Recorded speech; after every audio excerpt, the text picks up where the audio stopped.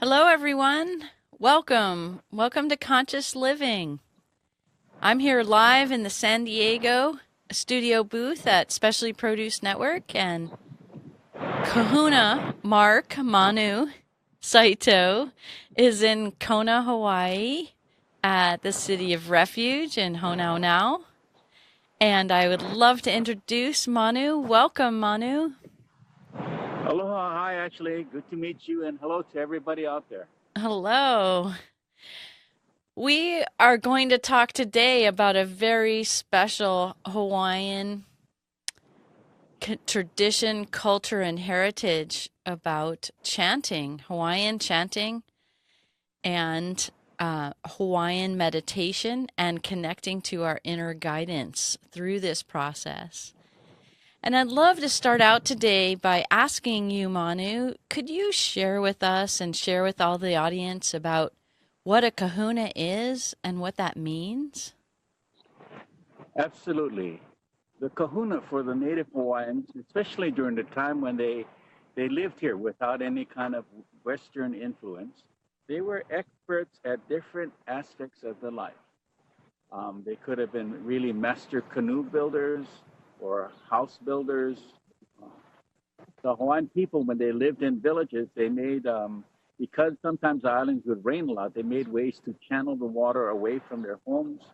So there's stone platforms, raised stone platforms, or rock wall building, fishing, every aspect. They were experts at it, including, in particular, the style of kahuna that I am or I've trained in is more in the native healing arts like ho'oponopono and lomi lomi. So the kahunas were experts. If you were to find a counterpart in the Native Americans, it probably would have been a shaman in the village. I So that's see. who they were in the old days. Nowadays, it's a bit different. The old ways have for a long time not been practiced, except for in little pockets and little families, like within mine and some of the teachers that I've had. Openly, not so much, but not behind closed doors, but out in the open like this, in smaller groups, is where we would learn the different things, the different aspects of whatever craft we were learning. That's so amazing. And when you do the Hawaiian shaman activities with people, where does that take you? What does someone experience when they work with you about that idea? It depends on what kind of work I'm doing with them. Sometimes it's more like a body work and massage. You know, one word for massage is lomi lomi. Other times it may maybe because they want to learn more about more native ways, like, for example, spiritual, accessing the realm of spirit and learning how to do that for themselves. I have people actually coming from all over the world who want to learn about these kinds of things. So sometimes I'm teaching the spiritual training and the spiritual aspects. And other times I'm working and doing actual body work on them. And sometimes I'm doing spiritual healing work on them. And the spiritual healing work actually comes under an umbrella, a bigger art called ho'oponopono, sorry. So as I practice ho'oponopono and I'm doing the spiritual healing work inside of there, that's often why people will come and see me. They'll come and spend a week or 10 days and really take the time out of their life to come out here and sit in stillness and really reflect, internal reflection. And when I'm working with them, many times I'll open with a chant and Oli in order to set the mood and set the energy. Because in Hawaii, those of us that are cultural practitioners, we still learn to live the art. In other words, the living art means we walk the land with our feet. We work with the native plants. We call upon the spirits of the plants to come and join us when we're doing healing work. This morning, I'm going to go over with everyone just the very simple basics about chanting and why they chant it. And the essence of it, why the kahuna would chant, is because they were seen as people who had the ability to have one foot in the spiritual world and one foot in the physical world, a foot in both worlds, and how they would open the door into the spiritual realm many times was by chanting, or what the Hawaiians call oli. So that's what we're going to cover today. That sounds beautiful. I love it. And what an amazing way to connect to our inner guidance is by starting to connect to the concept of ho'omalu, which, like you Yeah. shared so well, is setting that space and really connecting. Can you share with us about how to guide everyone to that practice of ho'omalu? Ho'omalu is a Hawaiian word. Ho'o means to take action. And Hawaiian word for peace or for being very calm is malu. Ho'omalu then is a time for sitting and being quiet and being still. Or in the English word, the closest English word to that translation is meditation. There's a reason for meditating. There's a reason for going into stillness. And throughout any day, in the cultural practitioners, whether they're fishermen or they're agricultural workers, maka'ainana, and working in their taro lo'i, there's a time when they're, even in the midst of working, when they'll just stand for a moment and get quiet. And in that stillness, in the quiet, they can feel words. There's a quiet communication, and through their intuitive senses, they can start to listen to or hear or feel or to know exactly what it is that our ancestors perhaps around us are guiding us and continue working with us, even though they're physically not with us in physical form, they still come in spirit form and guide us. Hence, many times the chanting that I'll do, that any one of the practitioners will do, is to open up a portal and invite in ancestors and also invite in those that work with me in the realm of spirit. In other words, it is my belief, and it is very true for many of the Hawaiian people, that we have angels that watch over us. In Hawaiian culture, those who practice this may call these angels or guardian angels akua noho. So when I'm chanting, I'm often speaking to the invisible realms or the spiritual realms.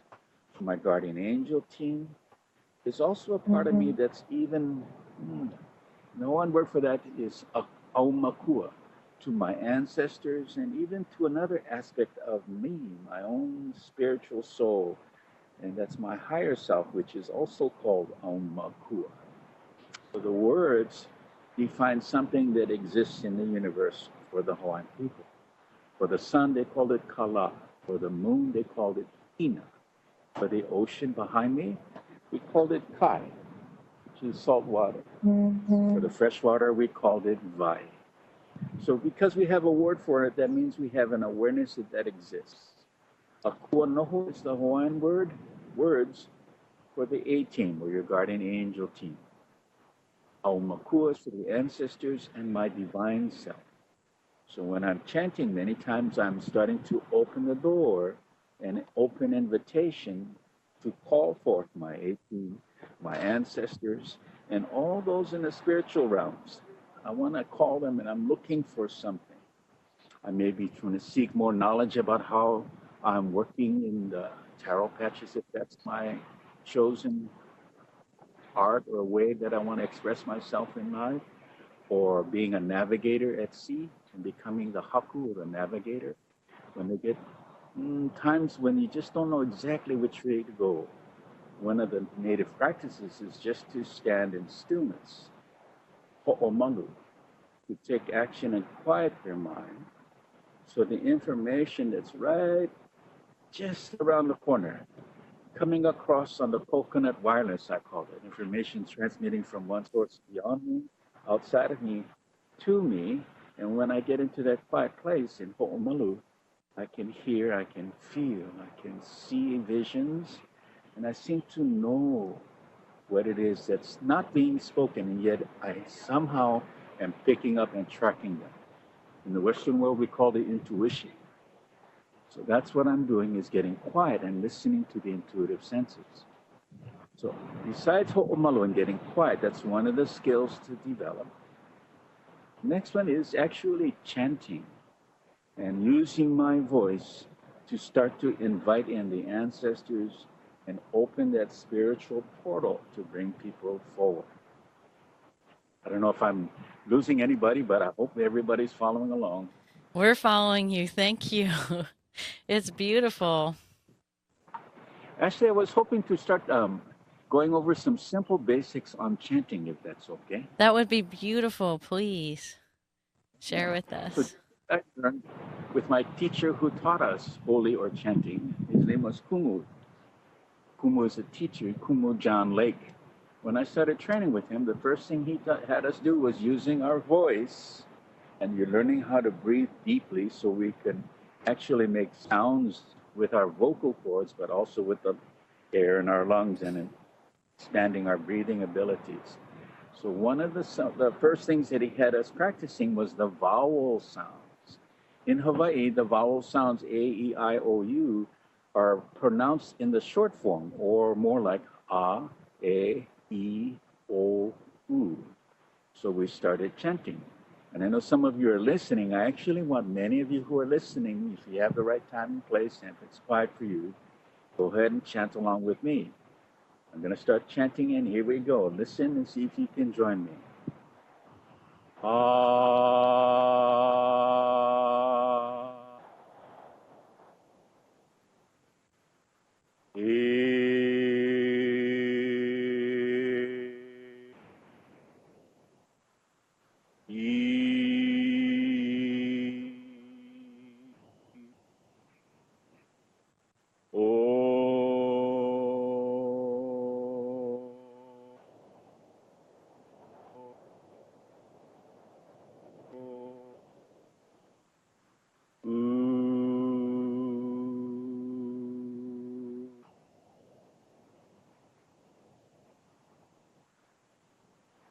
I So the felt that. five vowel sounds.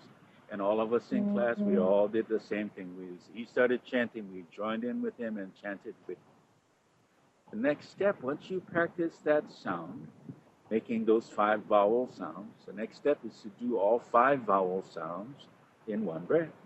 Here we go. So the same pitch, ah. Here we go.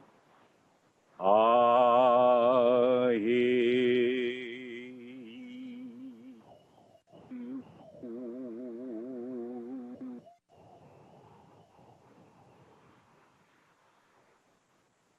Good.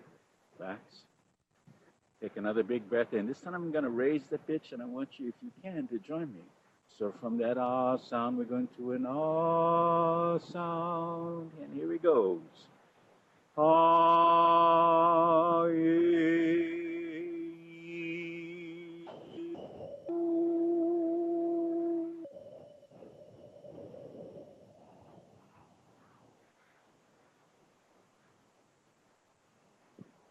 It's interesting because around me right now, out here in nature, all of a sudden it gets really quiet, as if there are spirits around, they're starting to come around. And it doesn't bother me. I actually get used to that feeling of invisible presence. And that's one of the reasons why I'm doing it out here at Honau now, because I want to invite the ancestors in. So practicing chanting, I did a prayer this morning to call them in. What's happening by me making these sounds is they're actually coming around and listening to me. So same thing again, one breath in, all five vowel sounds, same pitch. Ah, here we go. Ah,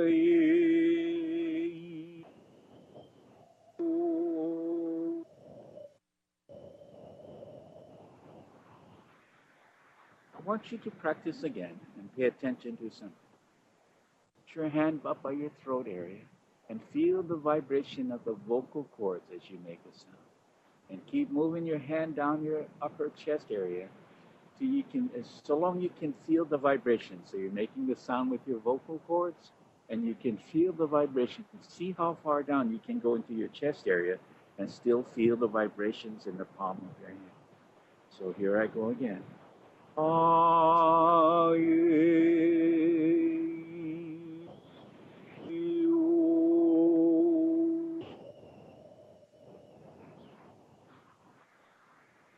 and I go again.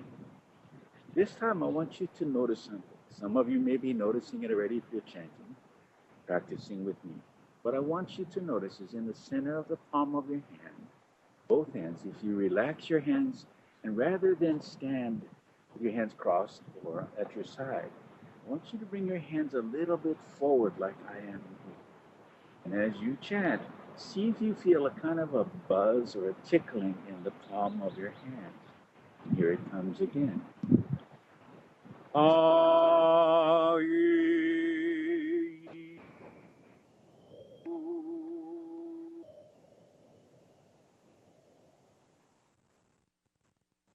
I'm talking, and I know you can't really respond to me, but my hope is you're starting to feel that tickling energy in the palm of your hands when you're chanting with me. Now, in essence, what I want to do is as I stand out in nature, I want to create this huge ball of energy around me, in front of me, and inside this big ball, it's kind of like that's the reason we go put our hands around our mouth is to shout out, is to call out. But I don't do it so much like this. I'm going to do it using my whole body as making the vibrational sound, even though it's centered in my throat. It's actually being projected in the palms of my hand. And rather than this, it actually looks like this. Huge, big half dish, kind of like we see the antennas and the satellites and they're sending signals out to space and receiving things back. That I'm being my own human form of satellite. I'm going to stand here right here in nature and I'm going to chant out again. Same sounds. What I'm looking for is this feeling of an energetic ball, kind of like a dish, like like the radar dishes. And I'm creating a sense of projecting my sound outwards to the heavens, to the universe. Here I go again, same sound, here we go.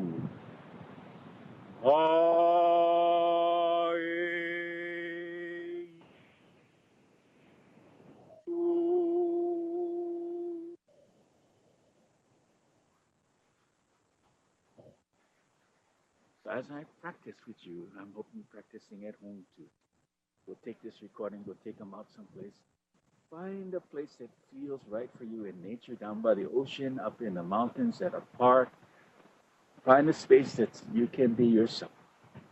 Once you find that place, take your shoes off, ground yourself through your feet. Standing on the ground, then you can start practicing chanting. Now, here's a simple first chant that I ever learned from this teacher, this kumu, John Lake, and also from another kumu who taught us some basic drumming and chanting for the Hawaiian old style of dancing.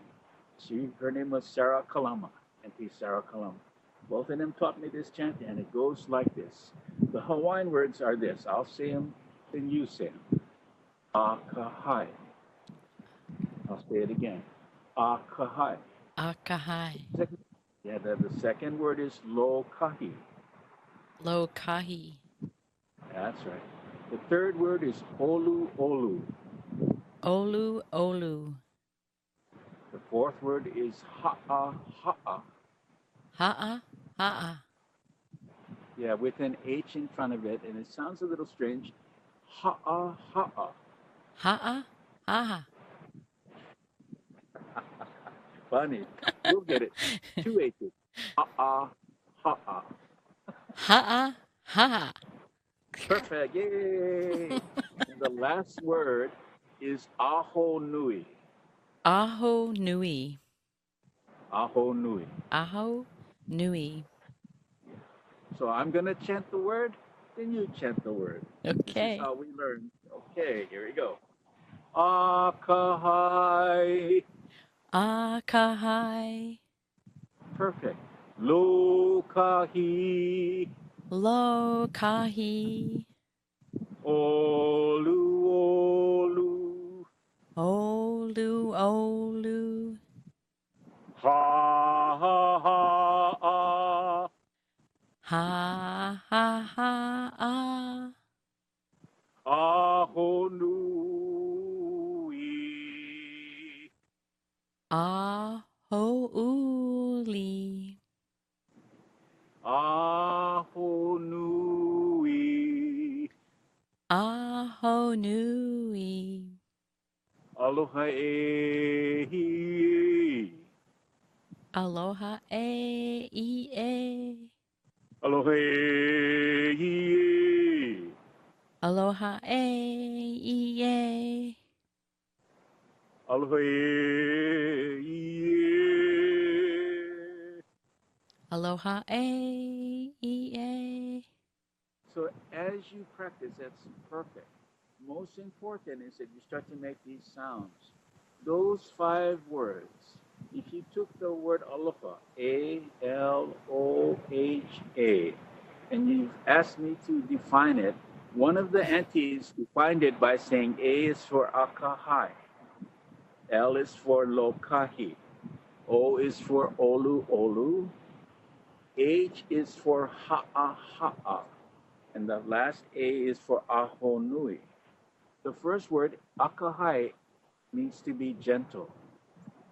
Lokahi, the second word, means to work together in harmony and unity. Olu olu, the third word, means to be kind. Ha'a ha'a means to be humble, and ahonui is patience. So I'm going to chant it as it was taught to me. Later on, I'll send you the words and we can put them up on the internet and everybody can learn them together. That'd be But great. this is how the chant, this is the Aloha chant that was taught to me by Auntie Kumu, Sarah Kalama.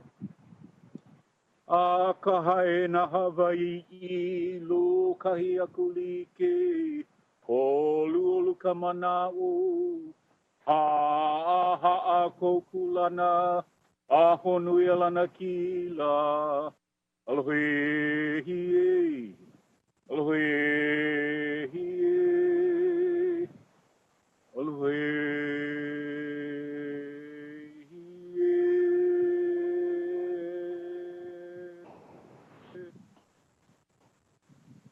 the Aloha chant.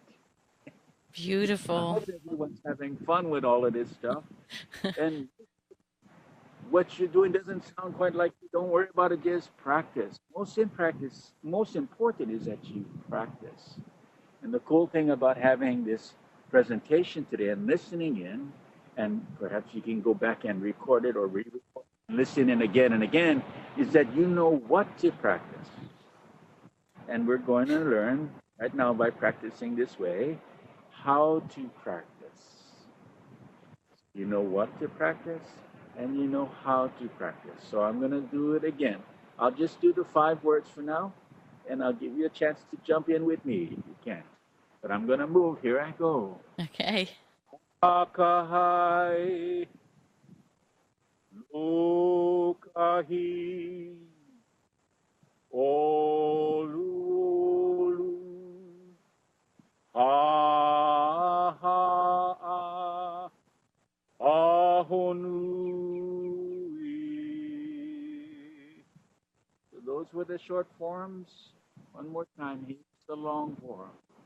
Akahai na Hawaii lukahi akulike, olu olu kamanau, ha'a kokulana, ahonui alana kila, alohe hie, alohe hie, alohe hie.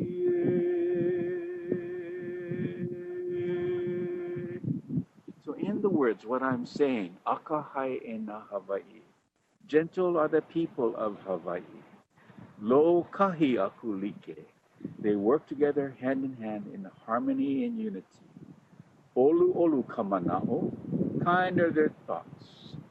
Ha'a ha'a kokulana, they do things in a very humble way, especially if there's ever a time when there's kind of a butting of heads.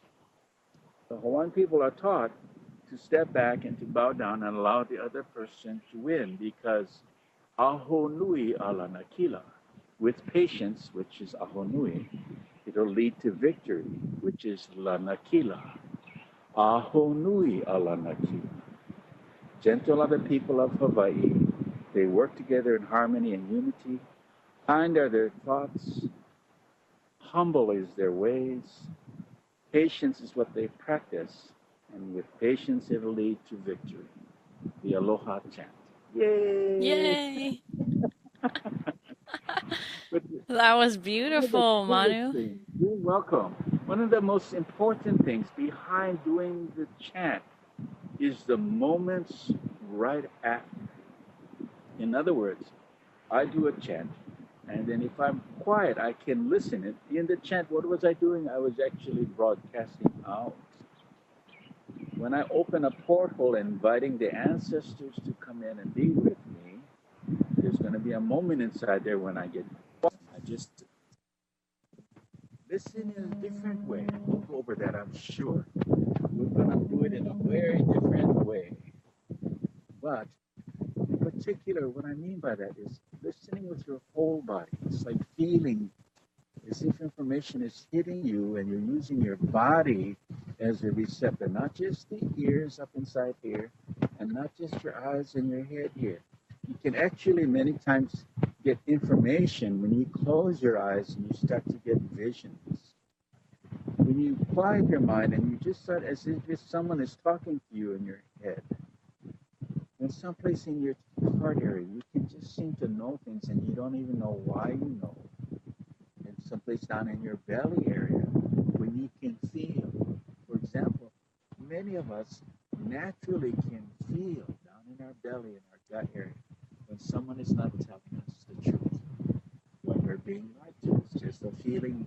Sometimes they call it my gut feeling. In my gut, I can feel that this isn't right.